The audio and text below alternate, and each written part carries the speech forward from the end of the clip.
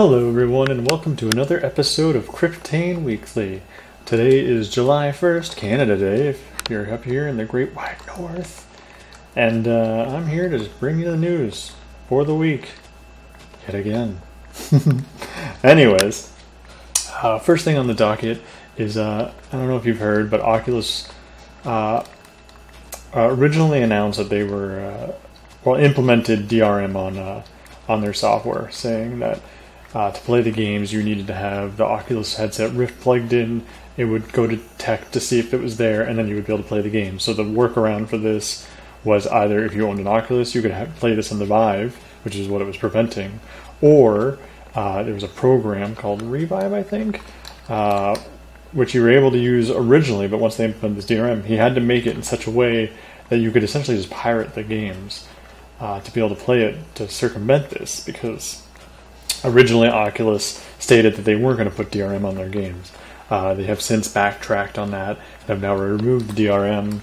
So, yeah, if you want to buy games on the Oculus Store and play them on the Vive via Revive, that is now a possibility, and you don't have any barriers anymore.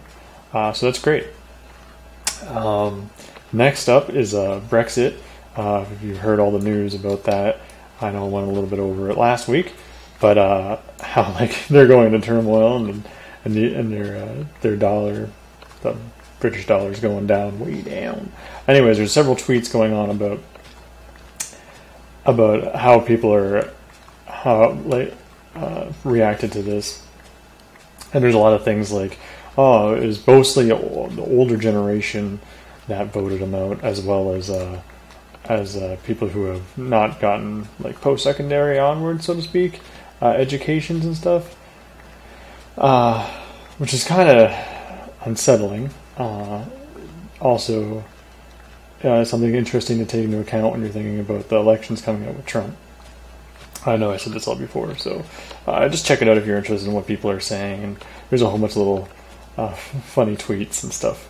21 tweets, in fact, from The Verge that they posted. Anyways, next up is what they've done is NASA has recreated the soil that is on Mars. They've sent the rovers up there, so they've been able to send... they haven't gotten any samples back, but they've been able to detect what's in the soil, and they have grown plants in the soil. And now they're edible. They have been sanctioned edible to eat. They were worried about too many heavy metals being in them, but apparently that is A-OK. For consumption, which is good news for whenever people decide to inhabit Mars, because you're going to need to be able to grow, and bringing your own soil is not going to be ideal, because the cost of getting a payload there is just astronomical. But it's good to know that seemingly you'll be able to grow plants with the soil that is already there. Next up is an article by Gizmodo, showcasing on a video by Real Engineering, and it's on about how you would create gravity in space. So centrifugal force does work in space. That is when you spin something around, creating a force. Something akin to the easiest example would be putting water in a bucket and then spinning around. You'll notice that the water will not come out of the bucket; it will actually stay in it, even though it's on its side.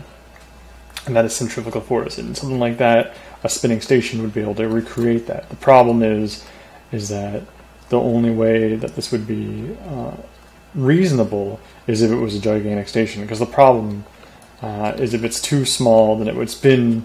It would have to spin incredibly fast to create the gravity. Not to mention that, let's say, if you were standing inside it, the gravity at your head would be much less than the gravity at your feet. And that becomes more and more negligible. The bigger the station or circle is. They use 2001: A Space Odyssey as an example, and Elysium. They say the materials to get all that into space and whatnot would be, I think they said 500,000 people, 10 million apiece, which is kind of reasonable. 500,000 people with 10 million apiece to make a station like that, which seems reasonable nowadays. And if you know Elysium, the movie Elysium, I would check that out just to get your references. But yeah, it's pretty cool. That it is certainly possible and it would also negate a lot of the effects of being in zero gravity in space, for the long term anyways. But we'll see how that goes as getting payloads into space become cheaper and cheaper. Next up, I was reading an article from Inhabitat about the largest wind turbine ever created, 290 feet long, almost 30 yards for one wind turbine blade. Sorry, so you could imagine that being astronomically huge. And then that would most likely be for an offshore wind turbine, which usually they place like so many miles away from the shore that the circumference of the Earth actually hides them from view. So that's pretty cool that you'd be able to put those out there, generate the electricity, but then you wouldn't even be able to see them. So nobody would be bothered by them. I think wind turbines look great, but there's a little bit of a hum to them generally. But yeah, I thought that was pretty cool. Next up was Let's Build a City, which is Gizmodo put an article up about how Y Combinator is thinking about building an all-new city, and the reason why they do this, how they could do this, is because they want to have they're a startup company. They provide funds for startups. So what they could do is they could implement a clause where you'd have to live in their city for a year or something to get the funds. So by doing that, they would have a good surplus of people coming in, and it also would be a place where general people could go to. It's not going to be just exclusive, they're saying too. But it's an interesting concept to make a whole new city as opposed to updating a current one. I think both are important to be illustrated. A whole new city could really fast track a lot of modern designs into it, though, and that would hopefully be a showcase to promote safety and new ideas that otherwise might not be able to be as easily implemented in regular cities. But if they show to be really good in these new ones, then it would just push that all forward. Another thing is hands in VR. So Microsoft was showcasing it would basically like a Kinect sensor, and what it would do is it would like one-to-one track your hands. As is, no gloves, just your hands. You'd be able to interact with things too. So it just goes to show, if you could get that a little bit better, that'd be amazing to have, just to be able to have your interface just be your body as is. Having controllers is great, I think, because being able to translate movement and or particular weapons, triggers, and whatnot might be a little bit more difficult. But if you're just let's say in a simulator and you want to be able to use your regular hands, because when you're actually in the real environment, then you would be that would be a great way to experience that and get a little bit more familiar with everything. So it's a pretty neat video how it shows how it tracks all that. Next up is Google has been doing or just implemented Project Blox. I think they have an original version that is on the computer where you can kind of, to do code, you kind of place these little block commands together, and it's a simplified way of doing code and teaching you. What this is that they've actually made real blocks now, so that way you can get it into the hands of children or just anybody really, and if you're a hands-on kind of person, it would really streamline the process for you. So you'd be able to get all that coding kind of under your belt a little bit earlier, a little bit easier depending on your style. So I thought that was pretty cool. I got a video link to that, so if you want to check that out. Next up is the world's better than you think. So in this article, it's all about, there's the 10 powerful charts. I think Singularity Hub is what posted it. There's all these charts about how everything has improved over the year. So mortality rate, crime, poverty, like income, even income spent on food, percentage of income. So whereas it used to be like 30% or so, now it's gone down to 20 and even less than that. And like when you come to education, let's say, it used to be that very few people were educated, and mind you, some of these charts go hundreds of years back. But nowadays, like 99.9% of all people can read and write and got so many years of experience of education. And you'll see a few trends that are a lot more recent too, and it really goes to show how the humans and civilization. I always love these things and how we've advanced incredibly quickly over the years. So I would definitely check that out if you're interested in how we've evolved in a nice little friendly chart form. Next up is The Last Leviathan. Now this is a early access, an early access game on Steam right now that you can check out. Kotaku posted a video of it if you want to check that out.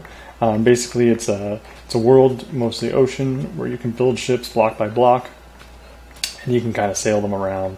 You can make ships, submarines, and you can kind of shoot some of the landscape around. It's really basic right now, but it's a cool concept. Anything Minecraft-ish related is cool. There's another game in there reference, which is kind of like Sieged, which is like a little mini-game thing where you kind of build little structures to, destroy little huts and stuff in scenarios. Really cool looking game. So if you're interested, I would check that out. Okay, so into a movie that I watched recently, The Fundamentals of Caring. This is a new film that just came out on Netflix. If you have Netflix, I would highly recommend checking it out. It's got Craig Roberts and Paul Rudd. So you probably know Paul Rudd from I Love You Man, Role Models, This Is 40, and then more recently, of course, Ant-Man. He's one of my favorite comedians. I've always liked his style because it's a lot more of a serious comedy. But that really works for me. Anyways, so he's in this new film, and it's just amazing. And also Craig Roberts, which is the kid in this movie. I mean, he's fantastic too. His acting is great. I've known him from back when he did the movie Submarine. You might also know him from the movie The First Time. But in Submarine, he was fantastic. In this movie, he was fantastic. I can't wait to see more from him. He just does that awkward humor that I love so much. It reminds me a little bit of Michael Cera back in the day, and it's just the kind of humor that really works for me. So if you think that any of those movies sound good, and or if you just like Paul Rudd too, if you want a more serious comedy too, then I would check that out. Oh, and Selena Gomez has a role in this movie too, if that interests you. So check that out. So this week's going to be a little bit short. I know. But so what I'll do is I'll get into the Minecraft part of this. Is I got this tower done. So here, I'll just jump up here. So I got this tower done finally, and I think I got a large part of the staircase done. So we'll show you what it's like. Let's get up here, and trying to keep the video short. Just whatever was really good the week. Anyways, so here's the view. This is what it's going to be like to run around. I like the half blocks instead of using stair slabs. I think half blocks work a lot better. And then, yeah, this is going to be one of the highest towers. All four of these will probably be around the same height. These four, the one over there. And then I also had a window that I put in. From the inside, I don't know how great it looks. Pretty flush, I know. But if you go outside, and now it's kind of hard to tell actually, because this tower's a little taller because of how I've done it. It's actually kind of crazy tall. But I used staircases to kind of put like an indent. I thought I used wood, because back in the day they didn't really have glass. So this way you'd be able to keep the water out, and then you could have wood and windows. And maybe on all the towers where there's an exposed face like this, I might do something like that. I've also, if you can remember from last week, this staircase, this walkway used to be more rigid, kind of like how this silver part is right here. So what I've done is I put these blocks in here, and I've kind of made it more of a straight shot. It looks a lot more fluid, I thought. So I thought that was pretty good. Yes, this is a lot of cobblestone, I tell you what. Oh my gosh, you don't even know how much I'm going through. So I'm going to have to get a cobblestone generator going to be able to do it all, and I'm cheated. I haven't really done the outside on a lot of this yet either. But I'm going to have to get a cobblestone generator. I found one from K1 Inc., another YouTube video personality. He does a lot of tutorials on doing stuff. He's got a cobblestone stone generator that's very automated, lossless, and it's pretty much as fast as you can pick through with your little pickaxe. So if you're interested in getting something as fast as, and getting your cobblestone as fast as possible, I would highly recommend checking that out. I got a link to that too down there. So anyways, thanks for watching, and I will see you next week. Peace out.